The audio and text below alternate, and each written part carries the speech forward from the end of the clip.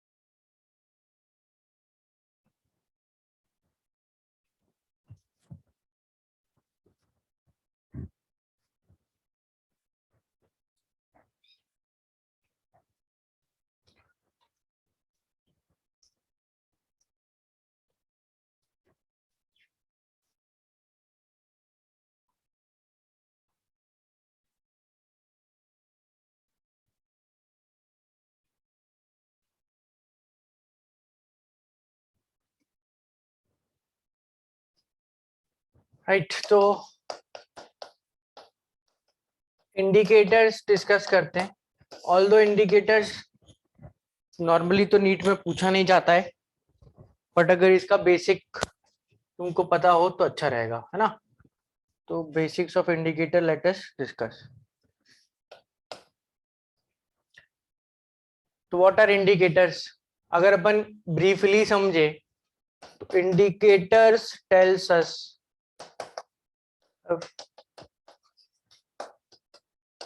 acid base titration reaction is complete by changing their color. Indicator colour change से acid base reaction कब complete होगी ये बताते हैं, ठीक है। और इसमें basic principle of common ion effect use होता है। इसकी वर्किंग देखो एक बार कैसे होती है। तो सपोज अपने पास कोई एसिड इंडिकेटर है, so indicators are nothing but weak acid और वीक बेस सॉल्यूशंस। इंडिकेटर अलग कुछ नहीं होता, वीक एसिड या वीक बेस इंडिकेटर्स होते हैं, पर कुछ ऐसे वीक एसिड या वीक बेसिस होते हैं जो अपने आयनाइज्ड फॉर्म में और अनआयनाइज्ड फॉर्म में अलग अलग कलर के होते हैं। आयनाइज्ड फॉर्म में और अनआयनाइज्ड फॉर्म में अलग अलग कलर के होते हैं। तो अगर ऐसा होगा किसी इंडिकेटर के साथ, तो उस केस में अपन किसी वीक एसिड या वीक बेस के साथ, तो हम उसको इंडिकेटर की तरह यूज कर लेंगे। अगर कोई वीक एसिड आयनाइज होने के बाद अलग कलर का है, बिना आयनाइज हुए अलग कलर का है, तो can be used as a indicator. अब now suppose you have some acidic indicator, मतलब इसको एसिडिक बोलने का मतलब है कि ये खुद एक वीक एसिड है। कहाँ यूज होगा मैं समझाऊंगा, पर ये एसिडिक इंडिकेटर है तो खुद ये एक एसिड है, ठीक। अगर ये एक वीक एसिड है तो इसकी डिसोसिएशन की रिएक्शन किसी भी वीक एसिड की तरह होगी। HPH फॉर्म्स H++ PH-, ठीक। अब इस रिएक्शन को कॉमन आयन इफेक्ट या ली-चाटलर्स प्रिंसिपल से के बेसिस पर देखो। कॉमन आयन इफेक्ट या ली-चाटलर प्रिंसिपल के बेसिस पर देखो कि भाई अगर मैं सॉल्यूशन को एसिडिक करूं, मतलब कि H+ इंक्रीज करूं, व्हाट डू यू थिंक, अगर H+ को इंक्रीज करा जाए तो ये रिएक्शन किस तरफ शिफ्ट होगी? बैकवर्ड। Backward. बढ़ाओगे बैकवर्ड जाएगी। मतलब H+ बढ़ाने पर concentration of HPH will be greater than PH-। Yes sir. Yes. Yes. मतलब कि अनआयनाइज्ड फॉर्म आयनाइज्ड फॉर्म से ज्यादा होगा अगर मीडियम एसिडिक है। Yes sir. Yes. Solution is colorless due to presence of HPH या unionized form. And if you increase OH-, that means if you decrease H+, what do you think? Reaction कहाँ जाएगी? Forward जाएगी. Forward. H+ कम करना कैसे कम करेंगे? OH- add करके। OH- बढ़ाओ, H+ कम करो, reaction goes forward, meaning PH- concentration will be greater than HPH. Yes. So ionized form of this HPH, phenolphthalein, is pink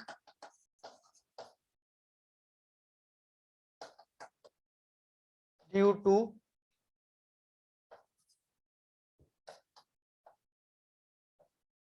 presence of PH-. तो basically होता क्या है कि तुम्हारी टाइट्रेशन रिएक्शन में या तुम्हारे रिएक्शन मिक्सचर में तुम ये इंडिकेटर ऐड कर दोगे और इस इंडिकेटर का एक इक्विलिब्रियम बन जाएगा। HPH प्रेजेंट होगा, H+ सॉल्यूशन के होंगे और PH- होगा।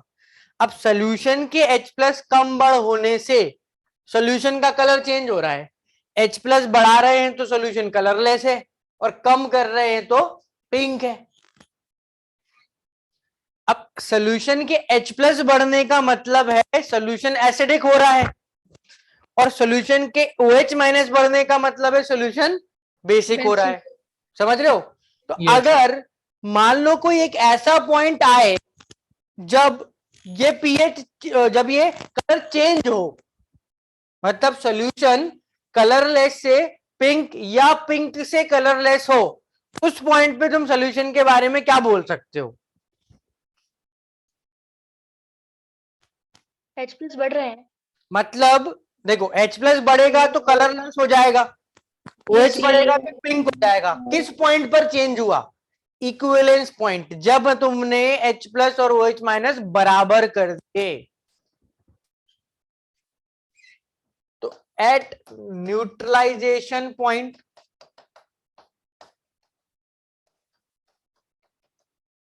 also called equivalence point, HPH concentration is equal to pH minus, no distinct color, this is point of color change। Sense बन रहा है इस बात का भाई, अगर दोनों बराबर हो जाएंगे तो उस पॉइंट पर तो दोनों की कंसंट्रेशन बराबर हो जाएगी, मतलब बराबर होना चाहिए ना, और कलर उस पॉइंट पर चेंज होगा, कोई डिस्टिंक्ट कलर यानी कलरलेस नहीं होगा, पिंक नहीं होगा। कैसे HPH और pH माइनस को बराबर करोगे इक्वेशन वाइज? तो जैसे ये इंडिकेटर है वैसे ही वीक एसिड वीक बेसिस होते हैं। अब वीक एसिड का डिसोसिएशन कांस्टेंट K होता है, वीक बेस का K भी होता है, इंडिकेटर का KIN होता है। तो अगर मैं KIN इंडिकेटर की इक्विलिब्रियम की रिएक्शन इक्वेशन लिखूं तो H plus into pH minus upon HPH, और अगर इक्विवेलेंस पॉइंट पर HPH pH माइनस बराबर हैं तो H प्लस इक्वल्स KIN आ गया, Yes, sir. और अगर लॉग लेके माइनस साइन लगाया तो pH इक्वल्स PKIN आ गया। Yes, sir. This is the condition of equivalence point. PKIN यानी कि इंडिकेटर का KIN का PK होगा, मतलब इंडिकेटर का KIN for example if it let's say KIN है 10 raise to power -4, KIN 10 raise to power -4 है तो PKIN क्या हुआ? 4 4। तो pH इक्वल टू 4 पर कलर चेंज होता है, pH इक्वल टू 4 पर कलर चेंज होता है। H प्लस बढ़ेंगे तो pH कम होगा, Yes, sir. 4 से कम पे कलरलेस, OH बढ़ेंगे तो pH बढ़ेगा, Yes, sir. ज्यादा पे पिंक, Pink. और PKIN पर कलर चेंज होगा। बोलो। Yes, sir.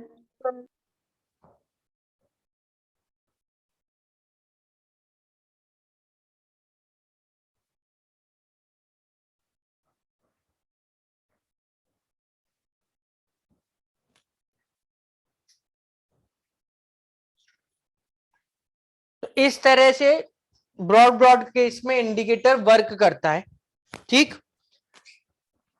अब इंडिकेटर अपन ना बेसिकली 4 डिस्कस करने वाले हैं, और उन चारों इंडिकेटर में जो तुमको चीज याद रखना है वो समझो। उसके लिए एक स्टेप और है, इसको नोट कर लो फटाफट फिर बताता हूं।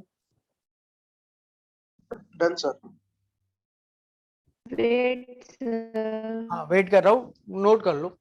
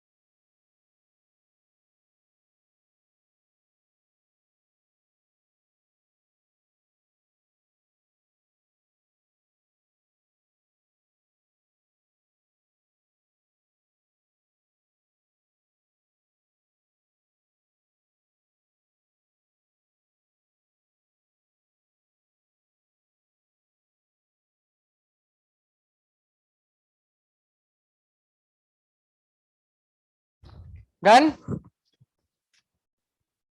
Yes, sir. देखो ये यही देख लो पहले एक बार, ये जो इक्वेशन है ना KIN equals H plus into PH minus अपन HPH, इसको थोड़ा रीअरेंज करके लिख रहा हूं मैं, है ना। तो H प्लस आ जाएगा किसी इंडिकेटर की प्रेजेंस में, H प्लस आ जाएंगे KIN into to HPH upon pH minus, बिल्कुल बफर की तरह लॉग लो माइनस साइन लगाओ, पीएच आया PKIN plus log of pH minus upon HPH। ठीक, पीएच आया PKIN plus log of pH minus upon HPH, ये तुम करके देख लेना खुद से, नॉट दैट इंपॉर्टेंट। अब हमको ये पता है कि पीएच माइनस ज्यादा होने पर सॉल्यूशन पिंक दिखेगा Yes, sir. और HPH ज्यादा होने पर Colorless. कलरलेस। तो कब पिंक दिखता है एग्जैक्टली वो देखो, पीएच माइनस अगर 10 टाइम्स ऑफ HPH से ज्यादा है, एकदम सर्टेन पिंक दिखेगा। HPH अगर 10 टाइम्स ऑफ पीएच माइनस से ज्यादा है, सॉल्यूशन 100% कलरलेस दिखेगा। ऐसा क्यों? अब तुम सोच के देखो बेटा कि हम तो बोल रहे हैं पीएच माइनस पिंक होता है और HPH कलरलेस होता है, ठीक।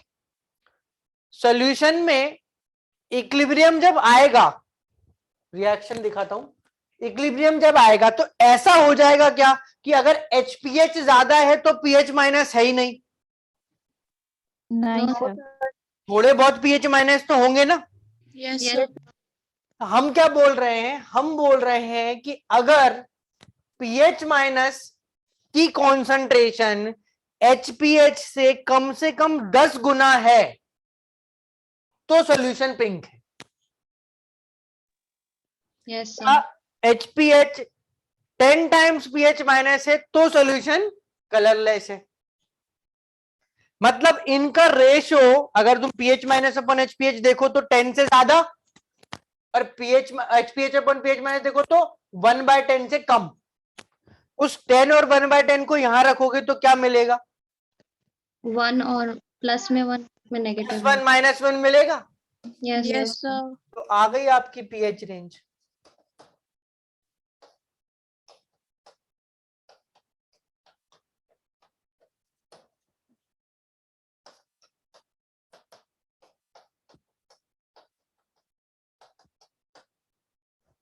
pH equals PKIN +-1।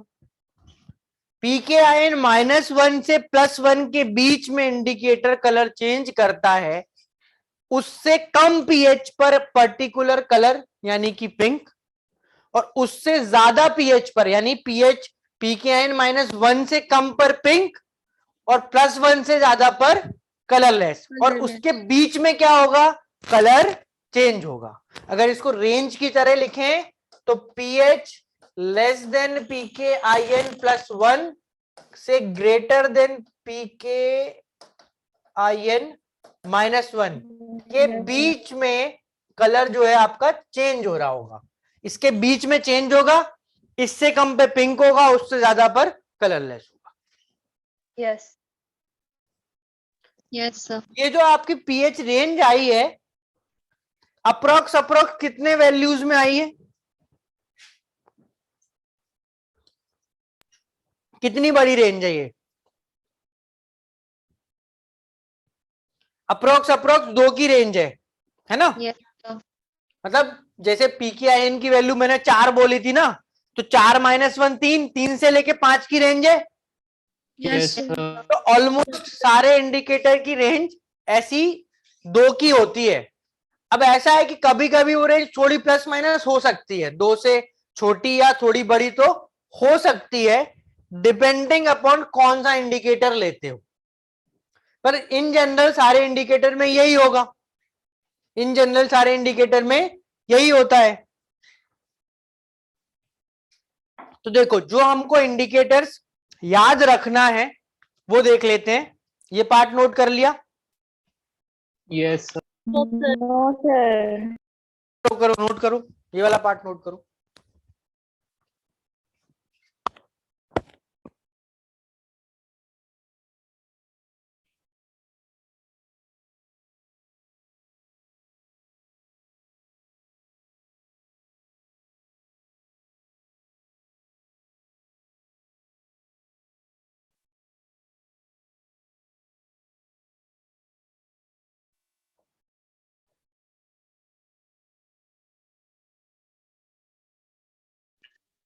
Done, sir.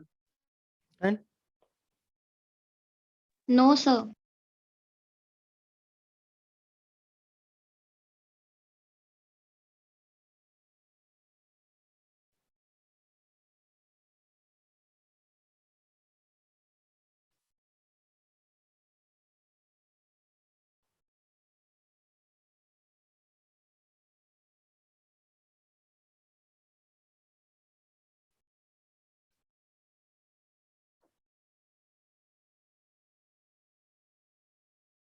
Done, sir.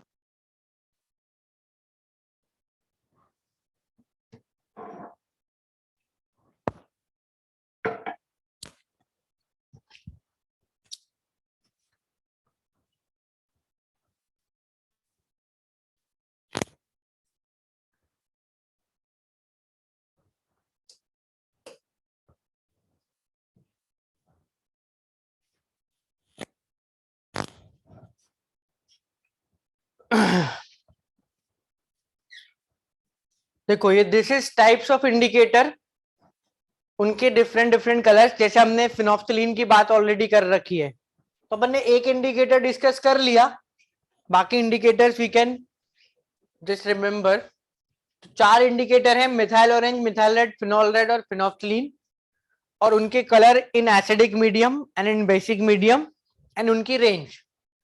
तो अपन को बेसिकली, क्योंकि ये इंडिकेटर किस कलर का होगा ये इसके नाम से तो ऐसा पता चलता नहीं है, याद ही रखना है, ठीक है ना, याद करने वाली चीज है, इसलिए सीधा लिख रहे हैं। उसको याद रख के क्या होगा वो मैं तुम्हें समझा देता हूं, है ना, नोट कर लेना ये चीज। तो जैसे फॉर एग्जांपल मिथाइल ऑरेंज है, तो मिथाइल ऑरेंज का कलर एसिडिक मीडियम में और बेसिक मीडियम में, ऑरेंज रेड एंड बेसिक में येलो।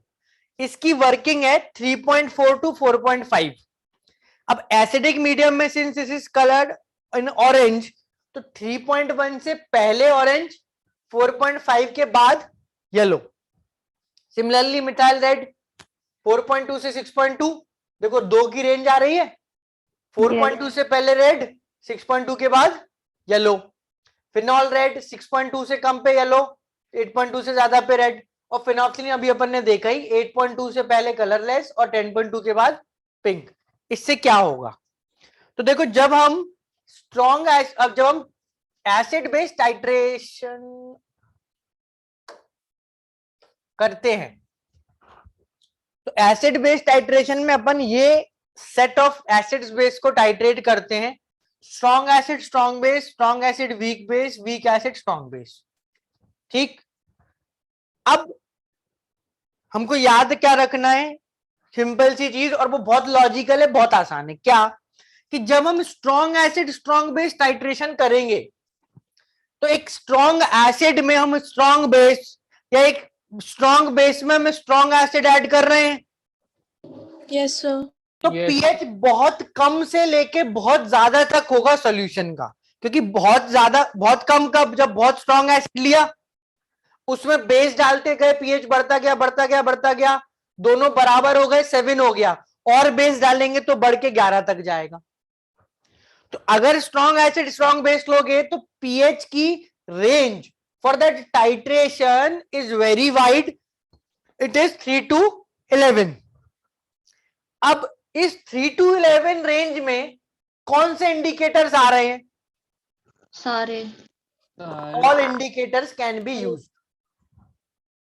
समझ यस में आई बात? Yes, sir. अच्छा, अभी अपना एसिड बेस कौन सा था? स्ट्रॉन्ग एसिड स्ट्रॉन्ग बेस था, स्ट्रॉन्ग एसिड स्ट्रॉन्ग बेस था, तो हमने सारे इंडिकेटर यूज कर लिए। ठीक, अगर हम week acid strong acid weak base की बात करें, तो strong acid weak base, strong क्या है? एसिड। तो पीएच रेंज देखो एसिडिक है, यस सर। तो ऐसे इंडिकेटर जिनकी रेंज इसमें आ जाए, ऊपर के 3। ऊपर के 2। सो 6.2 और 8.2 भी तो 7 आ रहे हैं ना? 8.2 बेटा 7 से बाहर जा रहा है। स्ट्रॉन्ग एसिड अगर लोगे तो वीक बेस उसको बेसिक नहीं कर पाएगा, 7 से ज्यादा नहीं ले जा पाएगा। Yes sir. ठीक है, पहले दो। और अगर तुमको ये लॉजिक समझ आ गया तो नेक्स्ट में कुछ नहीं है। Weak acid Strong strong base में स्ट्रॉन्ग क्या है? बेस तो रेंज क्या होगी? 7 से 7 से ज्यादा 7 से ज्यादा वाला इंडिकेटर फिनोल्फ्थालीन। लास्ट वाला Yes. तो हमको याद क्या करना है? पहली टेबल मोरलेस, बस ये पहली टेबल याद कर लो, ये तो खुद से निकाल लोगे भाई। तुमको 3 तरह के एसिड बेस टाइट्रेशन बोले जाएंगे। उन टाइट्रेशन में ऑन द बेसिस ऑफ कैसा एसिड कैसा बेस है तुम पीएच की रेंज प्रेडिक्ट कर लोगे। दोनों स्ट्रॉन्ग है तो 3 to 11, strong acid weak base है 3 to 7, week acid strong base है 7 to 11, और उस रेंज से इंडिकेटर की रेंज मैच कर लेना। जो मैच हो गई वो इंडिकेटर यूज करना है। Yes sir.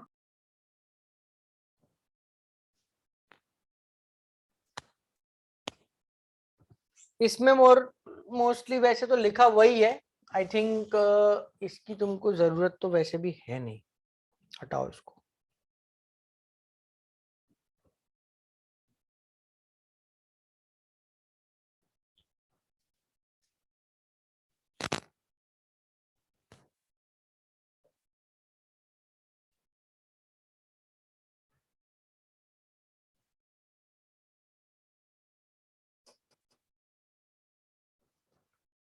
इस टेबल को नोट कर लो दोनों फटाफट।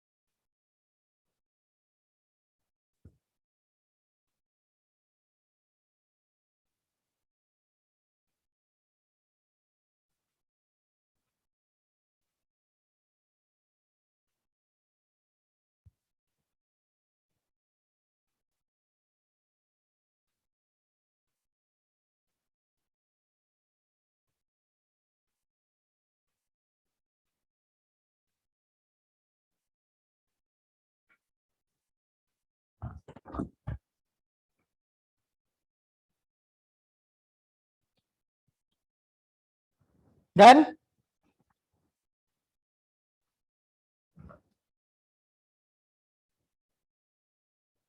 Yes, sir, done. राइट हमने कॉन्जुगेट एसिड बेस थ्योरी पढ़ी थी.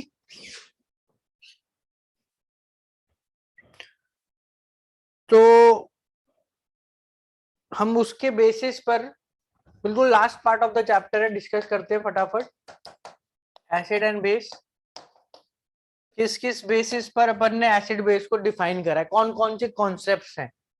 तो फर्स्ट इज आर्रेनियस कॉन्सेप्ट. इसके बेसिस पर हमने अभी तक सब एसिड और बेस को यूज, मतलब जो हम आयनिक में एसिड बेस को डिस्कस करते आए हैं वो सब आर्रेनियस कॉन्सेप्ट के हिसाब से थे.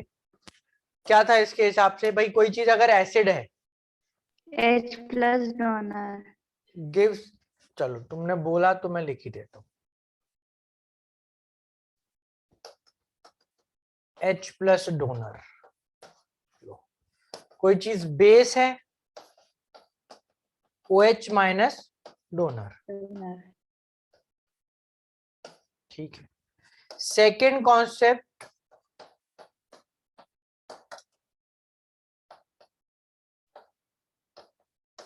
Bronsted-lorry concept. इसके हिसाब से अगर कोई चीज एसिड है, H plus acceptor. H plus donor, acid, base, Acceptor. हाँ, H प्लस एक्सेप्टर. तो यहां थोड़ा डिफरेंस आ गया कि अगर हम किसी एसिड और बेस को ब्रोंस्टेड-लॉरी कॉन्सेप्ट के हिसाब से एक्सप्लेन करें तो एसिड तो वही सेम H प्लस डोनर ही होंगे, पर बेस H प्लस एक्सेप्टर हो जाएंगे. फॉर एग्जाम्पल NH3 को अगर हम पानी में पुट करते हैं या एसिडिक सॉल्यूशन में ही पुट करते हैं तो इट फॉर्म्स NH4 प्लस. तो इफ यू चेक NH3 में H प्लस लगकर NH4 प्लस बना, तो इस रिएक्शन में NH3 क्या है? Base. Base. H plus accept कर रहा है, Yes, sir. बेस हो गया, और फिर ठीक है NH4 प्लस बन जाएगा. तो भाई एसिड बेस की जो थ्योरी है वो दो है अभी तक. तो H प्लस के बेसिस पर, अगर केवल H प्लस के बेसिस पर बात करें तो donor are acid, acceptor are base. HNOH के बेसिस पर बात करें, आर्रेनियस के हिसाब से बात करें तो acid are H plus donor and bases are OH minus donor. ठीक. फिर एक थर्ड थ्योरी जो तुमने केमिकल बॉन्डिंग में पढ़ी है, Lewis concept. Yes, sir. So what are acids? Lone pair होते हैं. Lone pair acceptor, electrophile in दूसरी भाषा.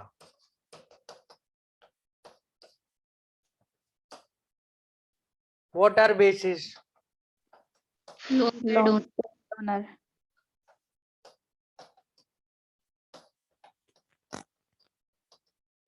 न्यूक्लियोफाइल इन दूसरी भाषा. एसिड बेस का Lewis concept is with respect to lone pair. तो आर्रेनियस कॉन्सेप्ट बस अगर तुम इतना याद रख लो कि आर्रेनियस कॉन्सेप्ट HNOH के बेसिस पर है, तो तुम्हें एसिड बेस तो पता ही है, बचपन से पढ़ते आ रहे हो. ब्रोंस्टेड-लॉरी कॉन्सेप्ट केवल H प्लस के बेसिस पर है, समझ आ जाएगा.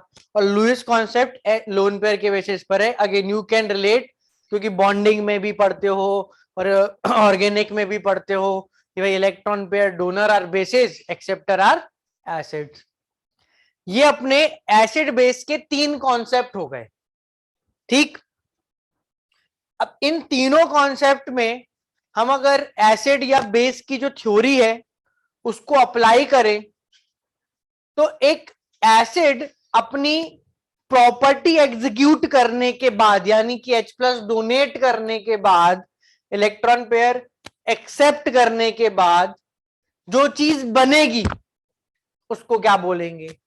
तो एसिड से बनेगा कॉन्जुगेट बेस और बेस से बनेगा Conjugate acid. Acid. और इनके लिए हमने पढ़ रखा है कि K इंटू KB KW होता है और PK प्लस PKB PKW होता है. PKW होता है. ये हमने ऑलरेडी पढ़ रखा है. ठीक है, अब ये जो इक्वेशन लिखी है ना, उसमें पर्टिकुलरली ये जो इक्वेशन है के इंटू के बी, इसको थोड़ा सा क्विकली एनालाइज कर लेते हैं, एक चीज इससे निकल के आएगी। देखो, तो हम बोल रहे हैं के इंटू के बी, के डब्ल्यू यानी कि कांस्टेंट होगा। एक कॉन्जुगेट एसिड बेस पेयर के बी का प्रोडक्ट क्या होगा? कांस्टेंट होगा। तो अगर सपोज मेरे को एक एसिड ऐसा दिया जाता है जो कि वीक एसिड है, तो उसका के छोटा होगा। Yes, sir. Yes, sir. तो अगर मुझे के इंटू के बी कॉन्स्टेंट लाना है और एसिड का के छोटा है, तो के बी बड़ा होगा। Yes, Yes, sir. sir. Yes, इसका मतलब एक वीक एसिड का कॉन्जुगेट बेस कैसा होगा? स्ट्रॉन्ग। Strong. From और अगर मेरा एक एसिड स्ट्रॉन्ग है तो के बी छोटा होगा, यानी कि Weak. स्ट्रॉन्ग एसिड का कॉन्जुगेट बेस कैसा होगा? Weak. Weak. Weak. के और के बी एसिड और कॉन्जुगेट बेस के हैं या बेस और कॉन्जुगेट एसिड के भी हैं? दोनों। दो दोनों No. के। भाई दोनों। बेस का कॉन्जुगेट एसिड तो बेस के केबी को केबी बोलेंगे, कॉन्जुगेट एसिड के के को के बोलेंगे। अगर मेरा बेस स्ट्रॉन्ग है तो कॉन्जुगेट एसिड का के Weak होगा। Weak होगा.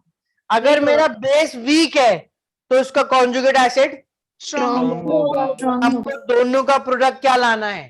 कांस्टेंट लाना। Constant. ठीक है, तुम्हारे मॉड्यूल में जो सबसे लास्ट सेक्शन है एसिड बेस का, that is on the basis of this equation, यानी ये थ्योरी और इस इक्वेशन की बेसिस, उसमें इस कप का काम आएगा। इस सब को नोट करो and then will do few questions from that module से, तो ताकि तुम्हारा एक कॉन्सेप्ट जो है खत्म हो जाए। जो अपना मेन पार्ट है वो अपने चैप्टर का पूरा कर लिया।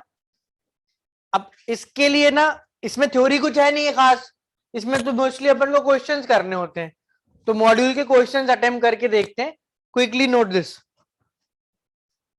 Sir, हाँ, कुछ स्ट्रॉन्ग एसिड और बेस ये सब याद करने पड़ेंगे क्या? कुछ एग्जांपल्स जो मॉड्यूल में है या जो हमने यूज करें बस वो, ओके सर. जैसे HCl HUSO4 फॉर एग्जांपल, तो वो तुमको याद ही रखना है। हाँ सर.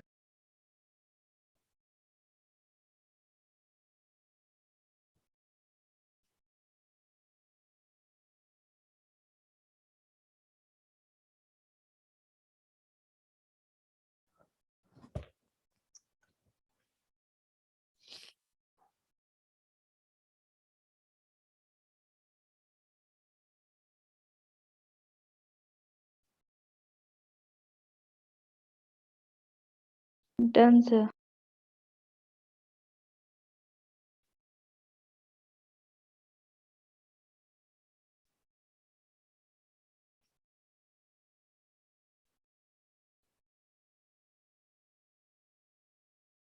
डन। मॉड्यूल निकालो एक बार।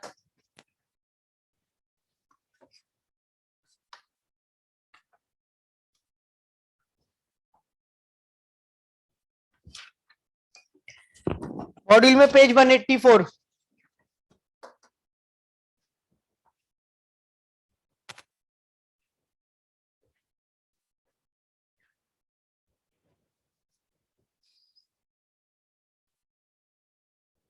मॉड्यूल में पेज 184 निकालो बेटा।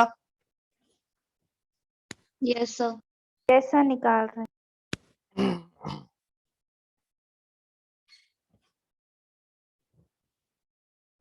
निकाल दिया। क्वेश्चन नंबर 110 देखो।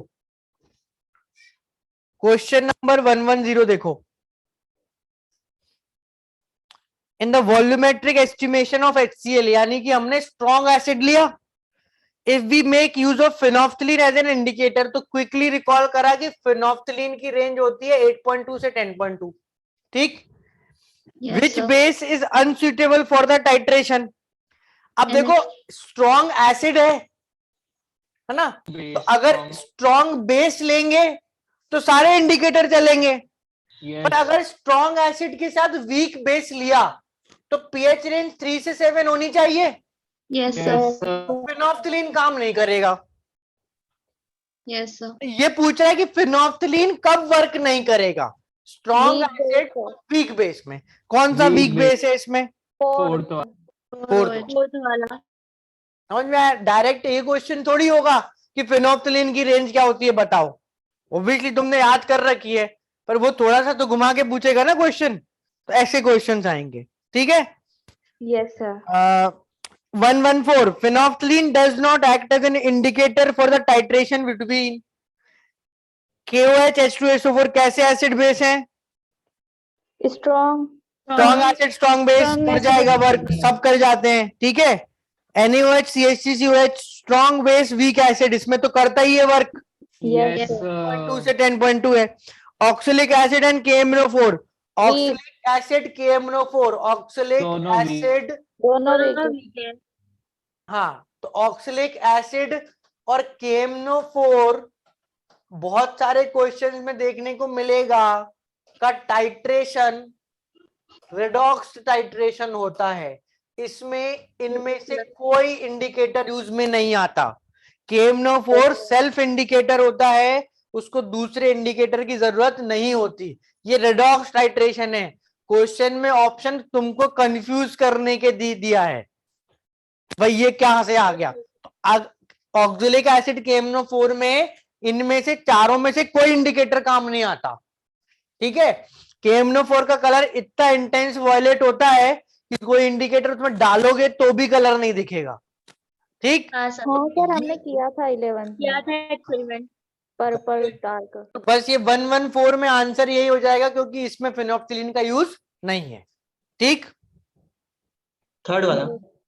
थर्ड वाला है ना, BaOH वोल्टाइज HCl भी स्ट्रॉन्ग एसिड स्ट्रॉन्ग बेस का टाइट्रेशन है, उसमें you can use phenolphthalein.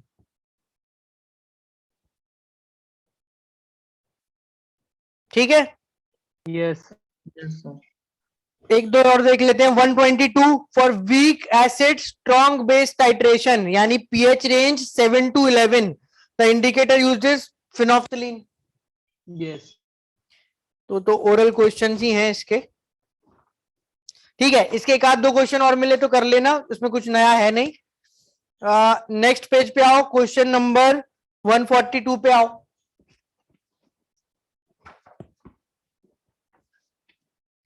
Question number 142 पे आओ। Yes sir. Just a second ना।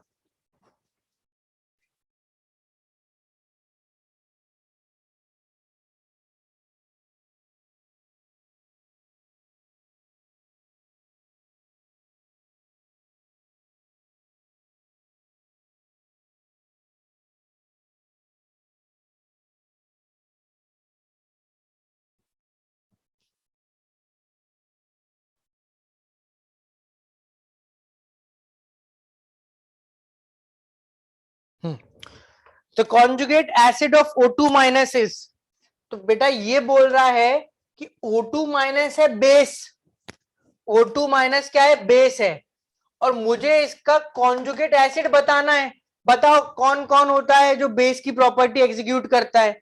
बेस के दो कॉन्सेप्ट्स हैं, बेस के दो कॉन्सेप्ट हैं, एक OH माइनस डोनर और एक है H प्लस एक्सेप्टर। अब ये O2 माइनस क्या OH माइनस लूज करेगा, Yes, sir. इसमें तो OH माइनस है ही नहीं, तो H प्लस एक्सेप्ट करवा दो। लो ठीक है। यस सर, O2 माइनस का कॉन्जुगेट एसिड पूछा था ना, तो O2 माइनस को बेस की तरह काम करवा दिया, बेस की तरह एक्ट करा, H प्लस गेन करा, कॉन्जुगेट एसिड बन गया। Yes sir.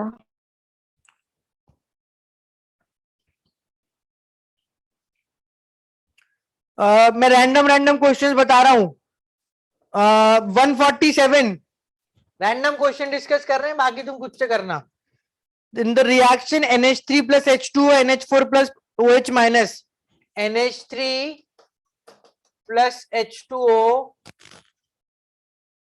NH4 plus plus OH minus. पूछ रहा है कि भाई कौन water behaves as water, Base. तो वाटर से देखो क्या हुआ, वाटर ने H प्लस लूज किया। Yes, sir. और OH देखो ना कि वाटर से OH माइनस बना ना, एसिड होगा।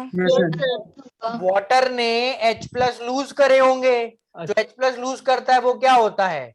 Acid. Acid. एसिड होगा। Yes sir. Yes, sir. हमको तो ये देखना है कि H2O ने रिएक्शन में क्या किया, H2O ने रिएक्शन में H प्लस लूज की, तो वो एसिड है। ठीक, सर NH4 का पूछते तो बेस बताते। किसको? NH3 को। हाँ हाँ, तो अगर ये एसिड है तो इसने H प्लस गेन किया होगा, ये base.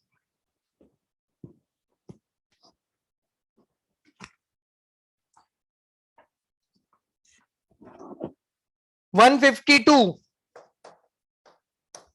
Conjugate base of hydrazoic acid यानी कि HN3, N3H भी लिख सकते हो, का कॉन्जुगेट बेस पूछा है, कॉन्जुगेट एसिड पूछा है, N3 minus anti negative. Negative है ना? azide ion. As donor. H plus निकाल दो, N3 minus azide Yes. Ion. Yes. आसानी था इसमें, तो क्या ही डिस्कस करा हमने। 156 which of the following is not a Bronsted acid? What is the Bronsted Lowry concept?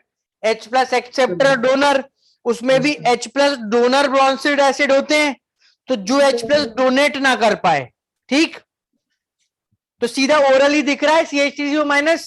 Yes. Yes, sir. Yes sir. CO minus में ये 3 H क्या निकलते हैं? No. No sir. CH3COH का एक H होता है, वो निकल गया तो ये बना, इससे और H थोड़ी निकलेंगे, तो अगर इससे H निकल नहीं सकते तो ये ब्रॉन्स्टेड एसिड नहीं हो नहीं सकता, हुआ। राइट। HCl प्लस HF वाला 163, HCl plus HF H2Cl plus plus F minus, HCl plus HF H2Cl plus F minus. क्या पूछा है? In the compound HCl behaves as, तो HCl देखो क्या कर रहा है, HCl देखो गेन HCl जो है यहाँ पर H प्लस गेन कर रहा है, Yes. Yes, sir. ब्रॉन्स्टेड कर रहा है, तो मतलब उसने क्या करा, वो H प्लस गेन करा तो बेस हुआ, कैसा base? Weak. Bronsted Weak base. Weak base. अगर स्ट्रॉन्ग बेस होता ना तो ये OH माइनस लूज करता, यस सर। है ना? अगर HF स्ट्रॉन्ग एसिड है और H प्लस लूज कर रहा है तो HCl वीक बेस, ठीक है?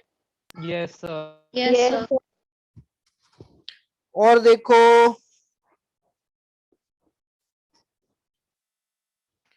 166 oral the conjugate 166 the conjugate base for bicarbonate ion is, bicarbonate ion होता है HCO3 minus, CO3 negative. CO3 2 इसका कॉन्जुगेट बेस मतलब इसको एसिड की तरह एक्ट करवाओ, इससे भी एक H प्लस और निकाल दो, ठीक। First option. तो मतलब 4 से 5 सेकंड के बीच के क्वेश्चन है ये सारे, किसी में 10-15 भी लग सकते हैं, ज्यादा लिखना पड़ जाए तो, पर ज्यादा कुछ कहानी है नहीं। 175 नेक्स्ट पेज देखो, 175 which of the following can act as both Bronsted acid and Bronsted base? Bronsted acid and Bronsted base यानी जो H प्लस डोनेट भी कर दे और H प्लस गेन भी कर दे। NH3 NH3 अमोनिया से बनता है H प्लस निकाल के अमाइड और गेन करके अमोनियम आयन। Ammonium. तो भाई ये तो अगर H प्लस लूज भी कर रहा है और गेन भी कर रहा है तो acid as well as base, और since H plus gain lose कर रहा है तो Bronsted acid Bronsted base, right.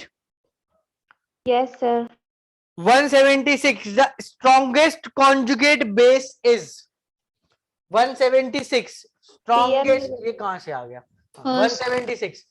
तो अगर हमको स्ट्रॉन्गेस्ट कॉन्जुगेट बेस चाहिए तो के भी बड़े से बड़ा, Yes, Yes. sir. के छोटे से छोटा, तो मतलब एक वीक एसिड का कॉन्जुगेट बेस। लॉजिक समझ आ रहा है?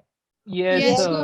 भाई, अगर ए बी बड़ा होगा तो कॉन्जुगेट बेस स्ट्रांग होगा, Yes, Yes, sir. A B बड़ा होगा तो के छोटा होगा, यानी कि कॉन्जुगेट एसिड उसका वीक होना चाहिए। CH3COH का ion CH3CO minus.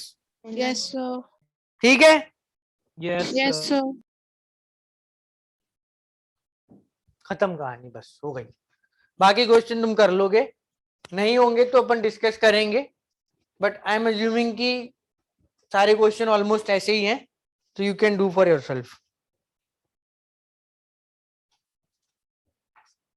Yes sir.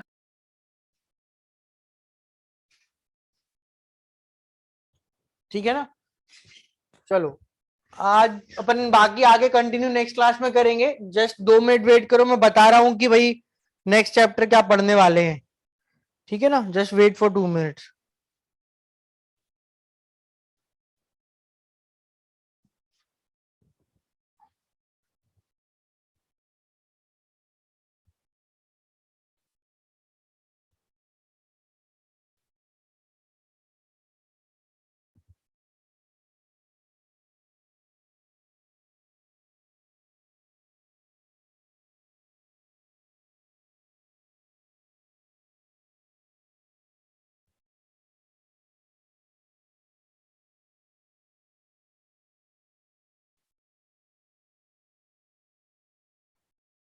Okay, next अपन स्टार्ट करेंगे गैसीय स्टेट चैप्टर। मॉड्यूल में गैसीय स्टेट के नाम पर रियल गैस है बस, बट जितना तुमको रिक्वायर्ड है उतना मैं तुमको पढ़ाऊंगा। और अपन मतलब ज्यादा नहीं है, क्योंकि उससे पर्टिकुलरली केमिस्ट्री में कोई डायरेक्ट क्वेश्चन नहीं पूछा जाता, कुछ पूछा जाता है तो वो रियल गैस का होता है। तो अपन सॉर्ट ऑफ गैसीय स्टेट में रियल गैस पढ़ेंगे और प्लस उसके थर्मोडायनेमिक्स पढ़ेंगे। तो थर्मोडायनेमिक्स में जितना गैसीय स्टेट आता है ना, वो तुमको मैं थर्मोडायनेमिक्स में बताऊंगा। और जो पर्टिकुलरली गैसीय स्टेट की चीजें, for example grams law of diffusion, या फिर मे बी बोल सकते हैं पार्शियल प्रेशर निकालना, तो समझ ही लिया। तो अगर कुछ ऐसा है जो थर्मोडायनेमिक्स में नहीं आता तो अपन उसको गैसीय स्टेट में पढ़ेंगे, पर मेजरली अपन रियल गैस वाला पार्ट डिस्कस करेंगे in the next class. Sir ये कौन सा चैप्टर है? ये चैप्टर रियल गैस है, स्टेट्स ऑफ मैटर, गैसीय स्टेट किसी ना किसी नाम से दिया होगा। Behaviour of Behavior of gases, gases. 293 page पर है ना, बिहेवियर ऑफ गैसेस नाम से दिया है। Yes sir. Yes sir. इसमें रियल गैसेस के बारे में बातें करी हैं और ग्राम्स लॉ ऑफ डिफ्यूजन है। थोड़ा बहुत और कुछ जो जरूरत होती है वो मैं तुमको नेक्स्ट क्लास में पढ़ा दूंगा। ठीक है ना? Yes, sir. चलो आज अपन खत्म करते हैं, सिंस क्लास Thank मेरी you. शेड्यूल्ड नहीं थी तो। Thank you sir. Thank you, sir. Thank you, sir. Okay, thank you question पूरे करने वेट के बाद तक क्या बेटा? क्वेश्चन आप पूरे कर लेना। पूरा चैप्टर फिनिश्ड है, सब कुछ कर लो, है ना? धीरे धीरे करके अपन डिस्कस कर लेंगे। सर ये जो इतनी सारी स्ट्रॉन्ग बेस, ये हाइड्रोलिसिस के जितने भी फॉर्मूले से ये सब याद करने हैं ना? देखो आयनिक में क्वेश्चंस के लिए फॉर्मूला तो लगता है, तो फॉर्मूले तो तुमको याद करने पड़ेंगे, पर अगर तुम एक साथ बैठ के रट्टा मारने की कोशिश करोगे तो सारे फॉर्मूले याद नहीं होते हैं। इससे अच्छा है क्वेश्चंस करो, क्वेश्चन में फॉर्मूला यूज होगा तो तुमको याद होगा। समझ रहे हो ना? तुमने एक साथ फॉर्मूले लिख लिए और बैठ के रट रहे हो तो कौन सा फॉर्मूला कहाँ लगना है कहाँ समझ आएगा? क्वेश्चन सॉल्व करो, उनमें यूज होंगे तो तुमको अपने आप फॉर्मूले याद होंगे कि इस तरह के क्वेश्चन में फॉर्मूला लगता है, हमें ये याद होना चाहिए। ऐसा समझ आ रही है बात? Yes, sir. चलो ठीक है। Thank you, sir. Thank you, sir.